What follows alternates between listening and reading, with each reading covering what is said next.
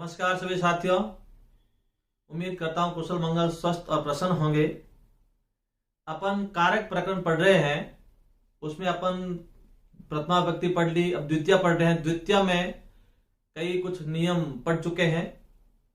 आज वापस द्वितीय के और नियम है, उपकारक है, उपपद है, विशेषकर्ता कारकों के नियम पढ़ेंगे। पहले भी बता चुका हूं, बार बार कह रहा हूं कि द्वितीय व्यक्ति को आप अच्छी तरह तसल्ली से पढ़ लें, क्योंकि द्वितीय व्यक्ति ही सबसे ज्यादा नुकसान देती है अनुवाद में, शुद्ध अशुद्ध में, वाच्य परिवर्तन में।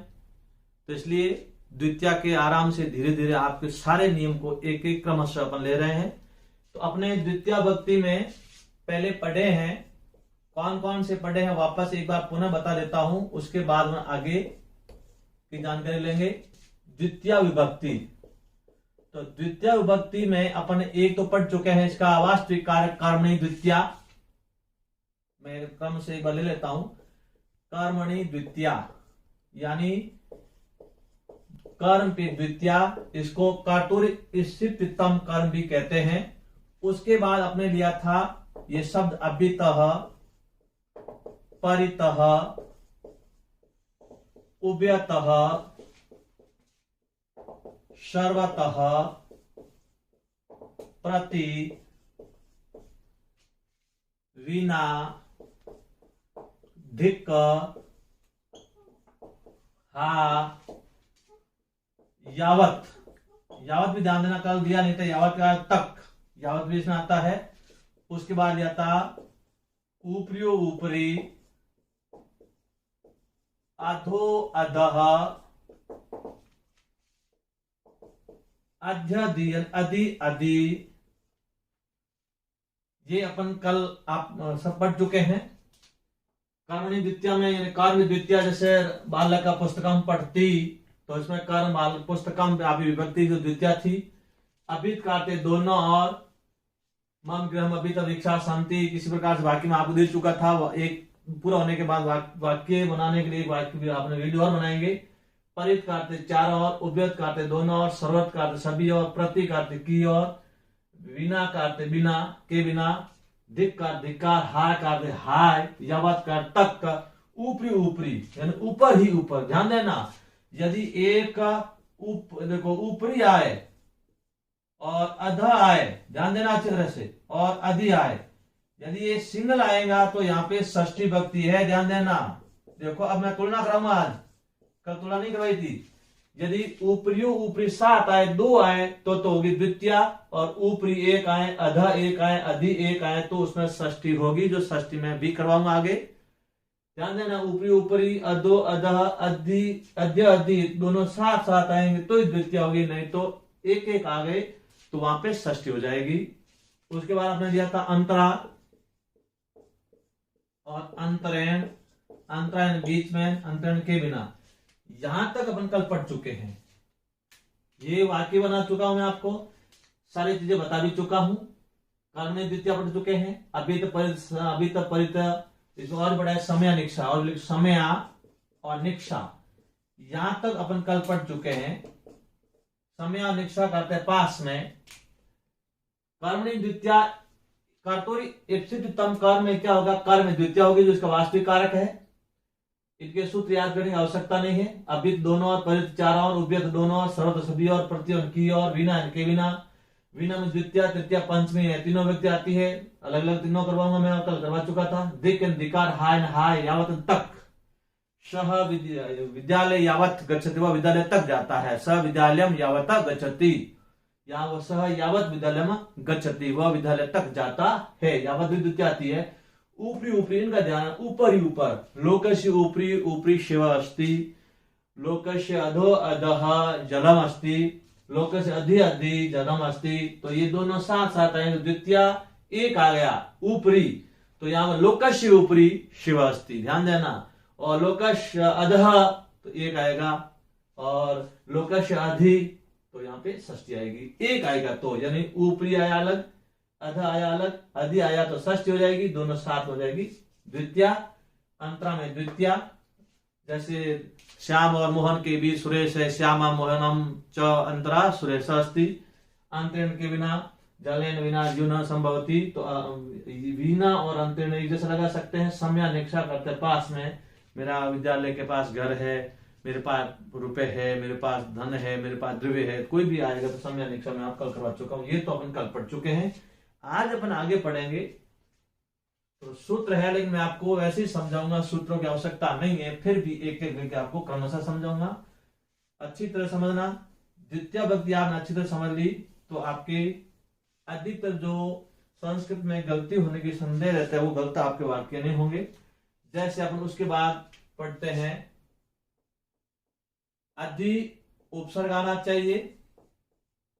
उसके बाद शी धातु, संस्कृत में सीयू लिखा जाता है, और स्था धातु स्था है, रूप तिष्ठ चलता है। और उसके बाद में आस और वश, ये चार धातु अधि उपसर्ग के बाद आती है तो वह हमेशा द्वितीय विभक्ति होती है। इनका सूत्र भी है, याद करने की आवश्यकता नहीं है। इनको सूत्र मैं करूं ना, आपका सूत्र उसके साथ में लिखा अवश्य आता है। अधि शीण स्था आस आसम कर्मम कर्म, यानी ये इसका सूत्र है, कोई याद नहीं करना। और सूत्र आप जब कोई पूछ ले तो आप जो वाक्य में होगा तो उसका कोई न कोई तोड़ उसमें मिलेगा। जैसे अधि उपसर्ग है, शी धातु ने सोना, स्था यानी बैठना, और आस यानी बैठना। वश इसके सूत्र के साथ नहीं है, लेकिन अधि और वश आता है उपसर्ग के साथ, तो द्वितीय होती है। अब एक एक वाक्य ले रहा हूं। जैसे आपको वाक्य दे दिया जो फिक्स है, हर गाइडों में कहो, किताबों में कहो, बोर्ड फिक्स पूछता हुआ दे रहा हूं। हरि वैकुंठम वैकुंठम, ठीक है। अब आगे अधि है तो यहाँ पे अनुस्वार आएगा नहीं, क्यों आएगा। अधि शेते, एक साथ समझा देता हूं। अधि तिष्ठति, और आस धातु है वो आत्मनेपद होते हैं, अध्यास्ते, तो क्या हो जाएगा, साथ होगा अध्यास्ते अध्यास्ते, जल्दी प्लस आस्ते। ध्यान देना, यहां पे अधि उपसर्ग है, सी धातु है, स्था धातु है, स्था धातु लिट में बदलती है, बाकी तिष्ठ रूप चलता है, और आस जो आत्मनेपद रूप चलता है। इसकी जगह बंधु से कोई भी ले सकते हैं। नृपः आपको दे दिया सिंहासनम, सिंहासनम अधिशेते अधितिष्ठति अध्यास्ते। माना कि मैं आपको बता रहा हूं, कुछ भी आ सकता है, लेकिन सिंहासन सोता नहीं है, लेकिन बता देता हूं ऐसे ही आपको। यहां पर्यंकम आता है सोने के लिए, पर्यंकम, लेकिन मैं समझाने के लिए दे रहा हूं। तो अब मैं वाक्य बोल देता हूं। देखो, कोई भी आगे जैसे अधि उपसर्ग है, उसके पीछे सी धातु, सी और आस धातु आत्मनेपद रूप चलते हैं। आस्ते आसेते आसनते, जो मैं आपको धातु रूप करवाऊं तो बताऊंगा, और वाच्य पढ़ेंगे तब इनको समझाना पड़ेगा। वाच्य इनके बिना चलेंगे तब आपको समझाएंगे। यानी सेवते सेवते सेवंते, उनका रूप अलग चलता है। आत्मपद क्या है, पार्श्व पद क्या है, उभय पद क्या है, सारी जानकारी आपको समझेंगे। अब आपको यहाँ पे परीक्षा में ये सवाल पूछा जाए कि विभक्ति कौन सी है, सिंहासनम द्वितीय क्यों आई, क्योंकि अधि उपसर्ग है और सी धातु है, इसी वजह से यहां द्वितीय आ गई। लेकिन अब बहुत अच्छी तरह जानकारी देना, और बहुत जानकारी दे रहा हूं, ध्यान देना।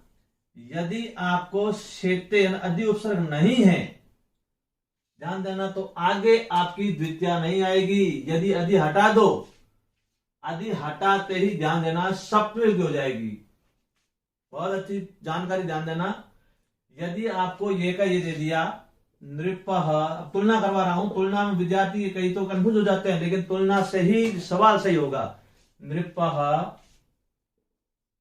सिंहासने,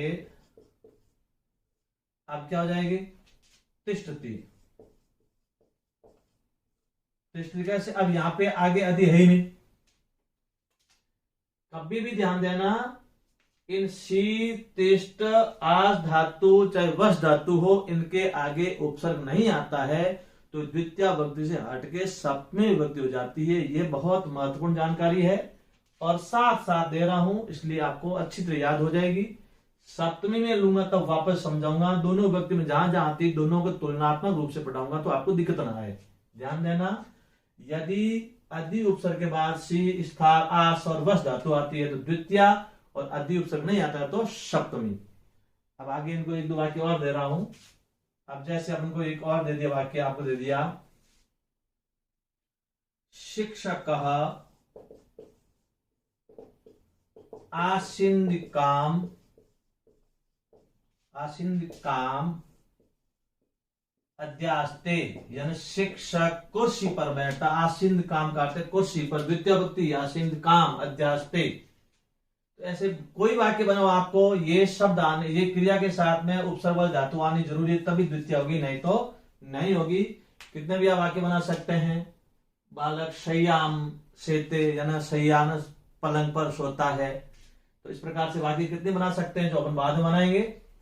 वापस देखिए, द्वितीय विभक्ति के आज अपने क्या लिया, अधि शीर स्था आस कर्मम कर्म, यानी अधि उपसर्ग हो, शी धातु हो, स्था धातु हो, आस धातु हो और वश धातु हो, अधि के बाद आते हो तो वह हमेशा द्वितीय विभक्ति आएगी। कहां आएगी, अधि उपसर्ग से पहले वाला शब्द होगा वहां कर्म पे ध्यान देना, ये कर्म है।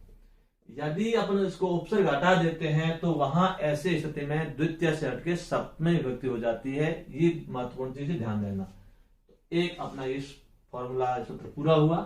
कौन सा हुआ, अधि शीर स्था आस कर्म, यानी अधि उपसर्ग हो, शी धातु हो, स्था धातु हो, आस धातु हो, वश धातु हो, अधि उपसर्ग के बाद हो या इन धातुओं के पहले हो अधि उपसर्ग, वह हमेशा द्वितीय विभक्ति, और अधि उपसर्ग नहीं हो तो हमेशा सप्तमी विभक्ति। आगे दूसरे अपना लेते हैं। उपसर्ग बहुत सारे इसमें आते हैं, बिना उपसर्ग में कौन सी विभक्ति हो जाती है, सारी जानकारी आपको बारीकी से समझनी है। इसीलिए द्वितीय विभक्ति बहुत महत्वपूर्ण, आपको पहले ही बताया था क्यों द्वितीय विभक्ति नुकसान देती तुलनात्मक रूप में।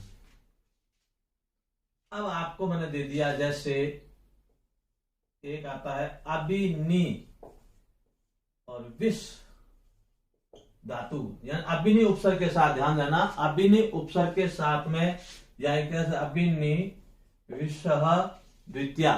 अब ये कैसे होगा, अभि और नी दो उपसर्ग साथ हो। कौन कौन से, एक तो अभि, दूसरा नी प्लस वसनी विष धातु, ले जाना प्रवेश करवाना, ये दो उपसर्ग साथ आए, वहां पे भी हमेशा कौन सी द्वितीय विभक्ति, और उपसर्ग नहीं हो विष धातु में तो सप्तमी विभक्ति। ये भी ध्यान देना। जैसे आपने दिया शिक्षक, आपको दे दिया शिक्षक छात्र को, तो छात्रम सन्मार्गम अभिनिविष्टे,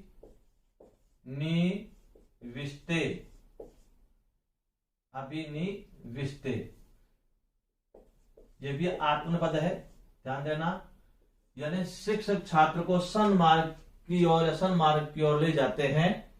अब यहाँ पे अभी और नी दो उपसर्ग आगे और विष धातु आ गई, और विष धातु ये वश नहीं है, विष ले जाना प्रवेश करवाना, वहां पे ये दोनों उपसर्ग साथ आ गए तो आ जाएगी द्वितीय।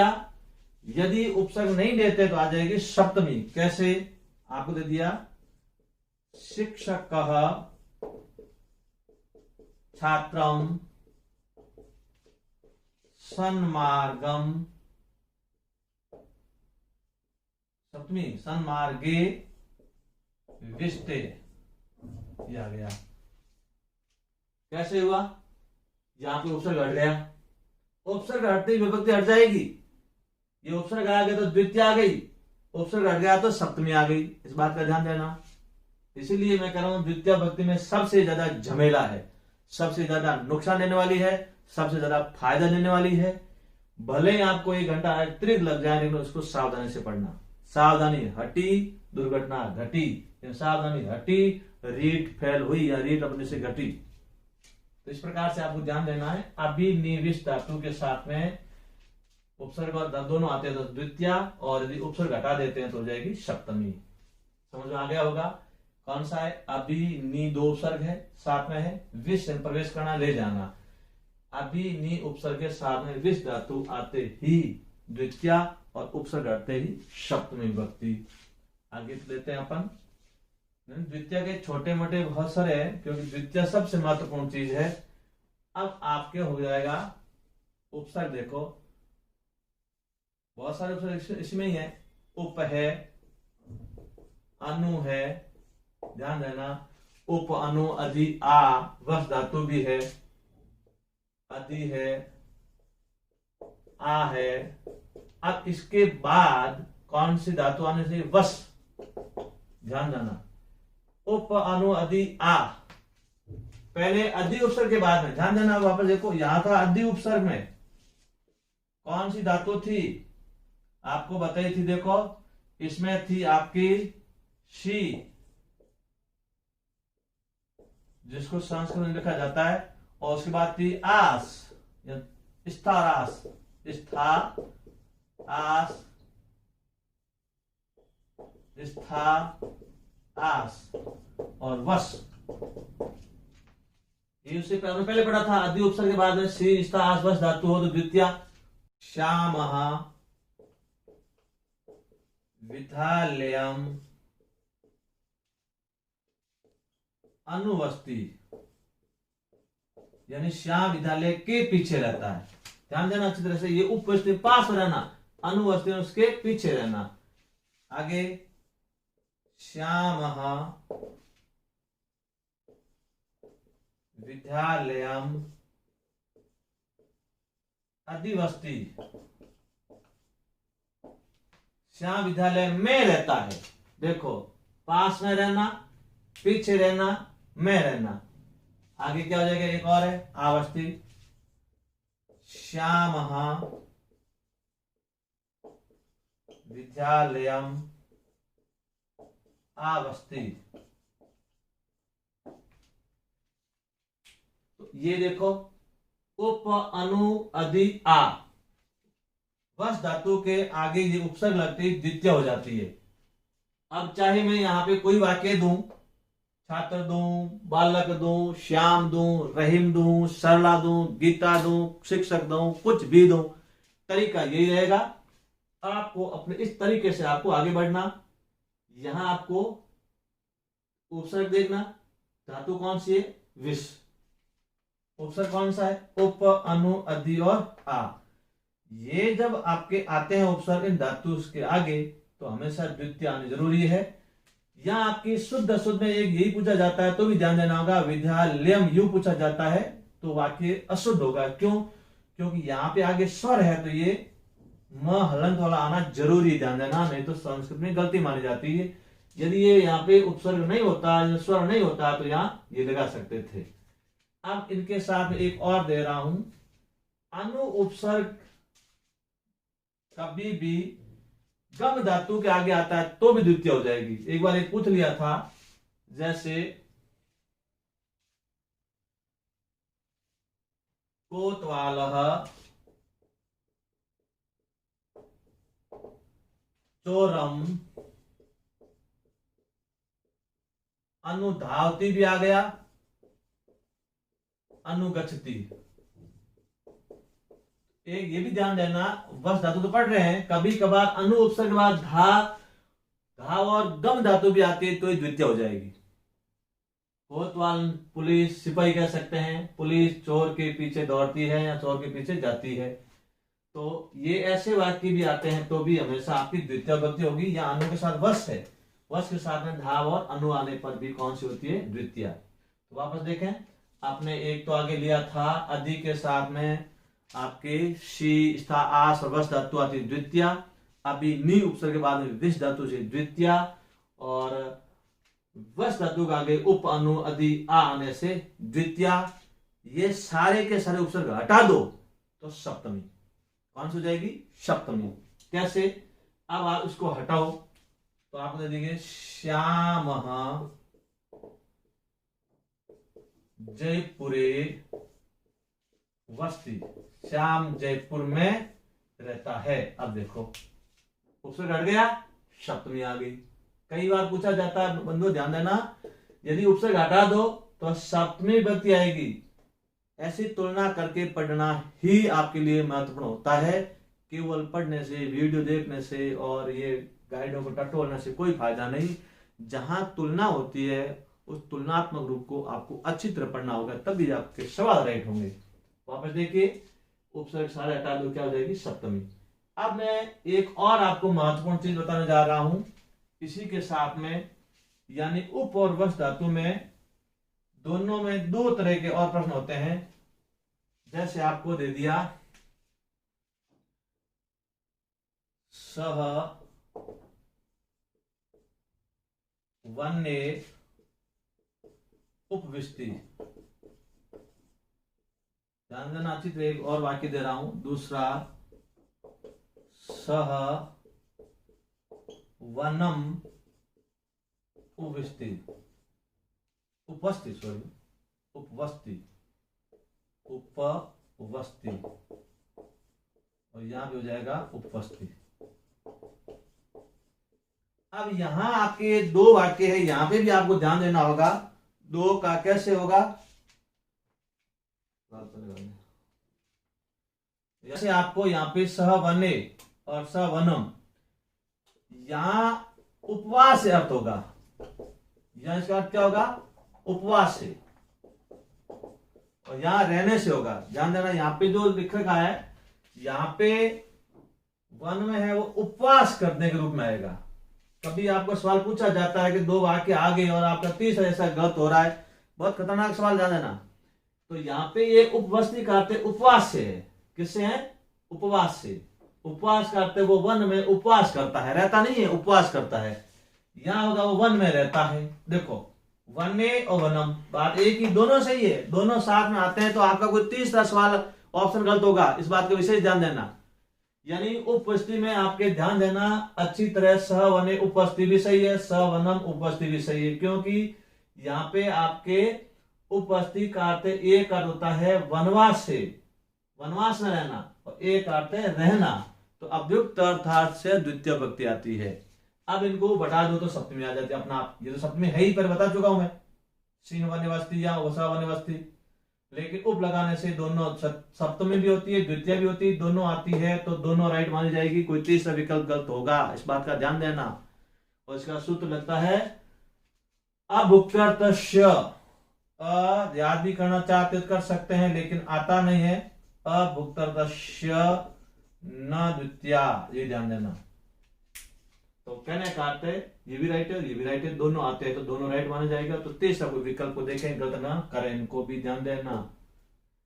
ऐसी स्थिति है संस्कृत जो भलो भलो को बरखचे उड़ा देती है, द्वितीय विभक्ति है। इसीलिए मैं बार बार कहता हूं कि द्वितीय विभक्ति को सावधानी से अच्छी तरह याद करें। और मैं ये पूरी पढ़ाने के बाद एक वीडियो पूरा बनाऊंगा द्वितीय के सारे एक साथ नियम लिख के, जो आपके आराम से सही हो, गलत ना हो। अब अपन आगे बढ़ते हैं। समय कालवाची होता है, समय को कालवाची, कालवाची, मार्गवाची, कालवाची और मार्गवाची शब्दों के साथ में भी हमेशा द्वितीय विभक्ति होती है। ध्यान देना अच्छी तरह से। कालाध्व नो अत्यंतः संयोगे, कहला का अर्थ है कालाध्वनोरत्य। कालाध्वनोर का अर्थ ये हुआ कि काल यानी काल, अध्वन का अर्थ है मार्ग, अत्यंत संयोग, इसके साथ संयोग होता है तो द्वितीय, और संयोग नहीं होती है तो षष्ठी। महत्वपूर्ण चीज ध्यान देना। कालवाची का अर्थ क्या होगा, मैं वाक्य दे रहा हूं, समय का बोध होगा। जैसे सह अत्र मासम अधीते, अधीते, अधीते बड़ा होगा, अधीते, यानी वह यहां महीने भर से पढ़ता है। महीने भर से यहां संयोग हो गया, महीने भर कहो, 10 दिनानी कहो, वर्ष कहो, योजन को कुछ भी कहो, तो यहाँ पे संयोग होना जरूरी है। यहाँ पे हो जाएगी द्वितीया। यदि आपको महीने में 10 दिन लिख दिया, कह दिया महीने में 2 दिन, तो षष्ठी हो जाएगी। पहले इसको समझो, उसके बाद षष्ठी बता रहा हूं। यानी समय और मार्ग, दूसरा और मार्ग देखते हैं। नदी क्रोशम कुटिला अष्टि। नदी एक कोस तक क्या है, टेढ़ी है। यहां आपको दे दिया जयपुर पंच शतम, आपको दे दिया कोशम क्रोशम दूरम अस्ति। जयपुर 500 कोस दूर है, तो 5 शतम और क्रोशम। आपको पता कैसे लगाना, दूर का अर्थ है दूरी का बोध हो गया, और यहां है मासम, महीने से पढ़ना, वर्ष से पढ़ना, तो ये समय का बोध है, ये दूरी का बोध है। समय और दूरी जहां भी आते हैं वहां पे भी कौन सी विभक्ति आएगी, द्वितीया। अब इनकी जगह षष्ठी कैसे आती है, देखिए खतरनाक चीज है, बता रहा हूं, समझ आना जरूरी है। आपको यहां दे दिया महीने, ये तो महीने भर से पड़ रहा है, 100 किलोमीटर दूर है। अब यहां आपको बीच में ऐसे दे दिया, वह यहां महीने में 3 दिन पड़ता है। ध्यान देना अच्छी तरह से, महीने में 3 दिन, तो भर पूरा नहीं है, संयोग नहीं हुआ, अत्यंत असंयोग हुआ। कैसे, महीने में 3 दिन और 5 कोस में 2 कोस तक जोधपुर है, उसके अंदर कोई चीज आएगी, तो यहां पे भी षष्ठी हो जाएगी। ये मैं षष्ठी में करवाऊंगा, अभी आप कंफ्यूज हो जाओगे। ध्यान देना है, कभी ऐसा शुद्ध अशुद्ध वाक्य अनुवाद आए तो, यानी कालाध्वंतरो अत्यंत संयोग बनता है, यानी पूरा आएगा, वर्ष भर, महीना भर, योजन तक। अब यहाँ पे आप दे दिया, वो एक योजन तक नदी चल रही है, योजन पड़ता है, एक फैक्ट होगा, संयोग होगा। यदि इनके साथ में कुछ बीच में और आ गया कि महीने में 2 दिन, वर्ष में 2 महीना, सप्ताह में 2 दिन, तो उसके अंदर समय को बांट दिया, यानी उसको उस वास्तविक संयोग को आपने 2 भागों में बांट दिया, तो वहां षष्ठी आ जाएगी। इस बात का ध्यान देना। हालांकि इतना कठिन आपके नहीं पूछा जाता है, फिर भी ध्यान देना, ये मैं आपको षष्ठी में कराऊंगा, तब ये समझा हुआ अगर आपको वो समझ आ जाएगा। अब आगे लेते हैं, ये द्वितीया है, इसलिए मैं आपको फर्स्ट डे से कह रहा हूं, द्वितीय भक्ति को आप अच्छी तरह से याद करें। अब आपको एक और याद करना है, जो दिशाओं का बोध हो जाए, वो दूरी का था, दिशावाची शब्दों के साथ। एना भी बोलते हैं उससे, एना भी को एनपा द्वितीया। सूत्र याद करना ही नहीं आपको, लेकिन ध्यान रखें। दिशावाची का अर्थ ये है, इसमें आपकी द्वितीय भी आती है और षष्ठी भी आती है। जैसे आपको दे दिया मम ग्रहम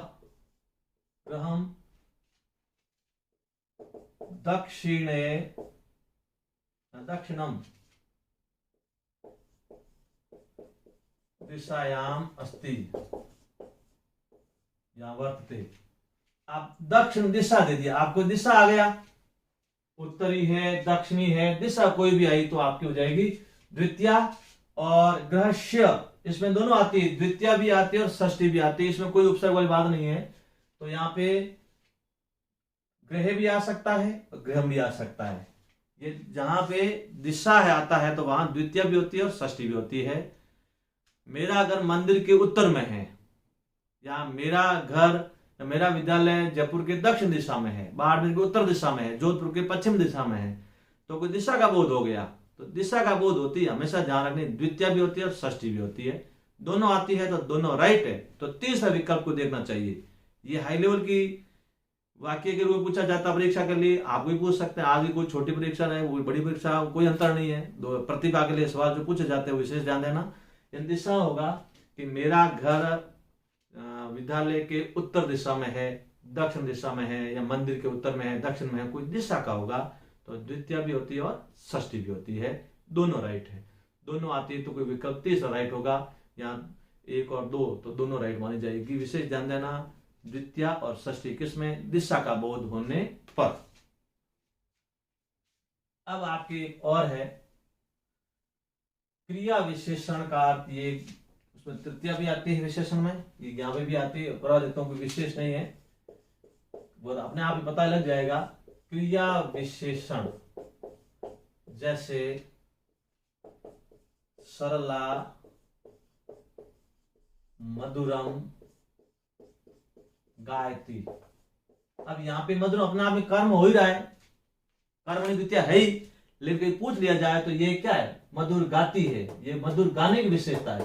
तो ऐसे शब्दों में क्रिया विशेषण शब्दों के साथ में आपका हो जाएगा कौन सा विभक्ति? हो जाएगी द्वितीया। कभी ऐसा आता है कि ये द्वितीया तो है, कर्म नहीं लग रही है, कार्य में द्वितीया आती हुई है, लेकिन यहाँ पे एक और नियम लग रहा है, क्रिया विशेषण का अर्थ है मधुर गाती है, अर्थात गाने की विशेषता है। तो ऐसे शब्दों के साथ में भी, क्रिया विशेषण के साथ में भी द्वितीया आती है, इस बात का भी ध्यान देना।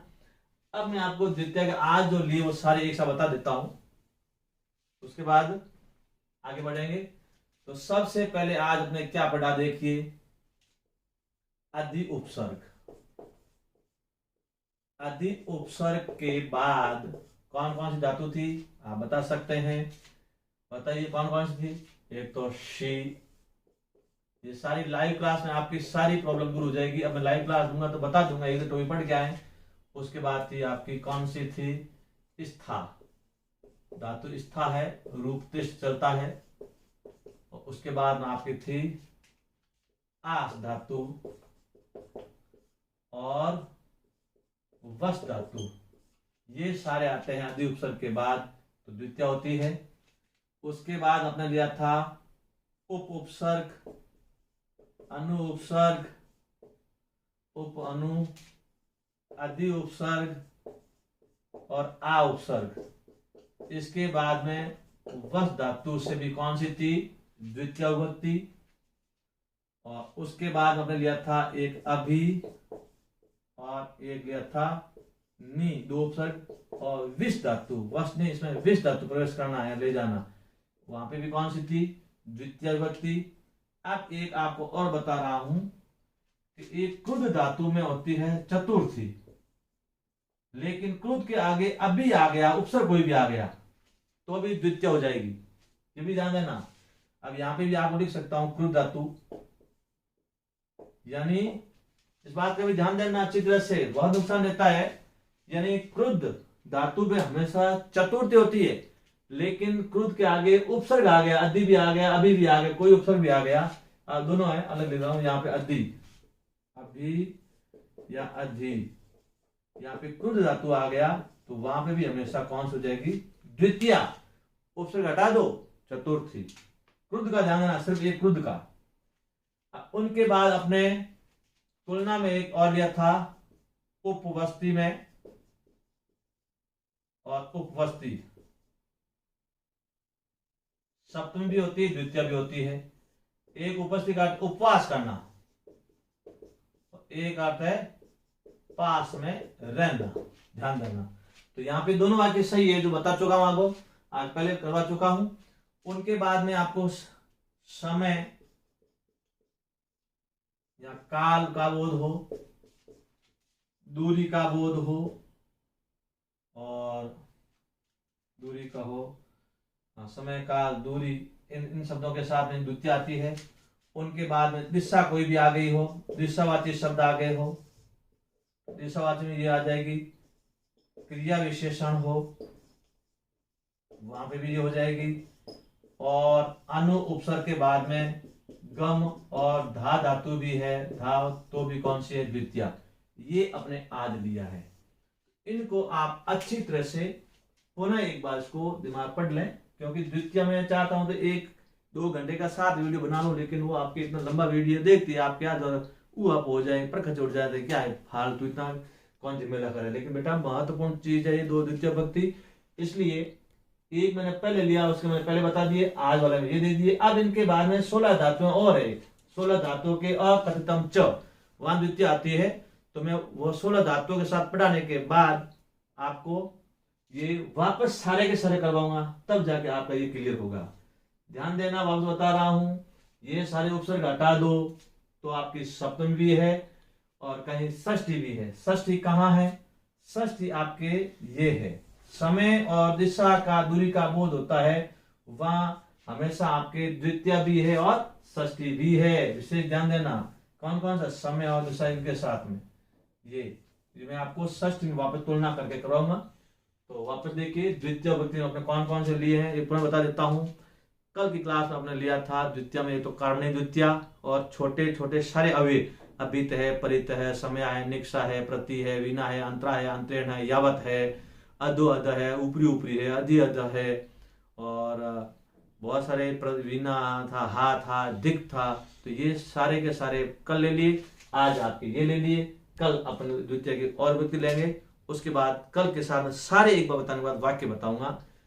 तब तक इसको पढ़ते रहें, आनंद लेते रहें। कोई डाउट हो तो कमेंट बॉक्स में देते रहें। धन्यवाद।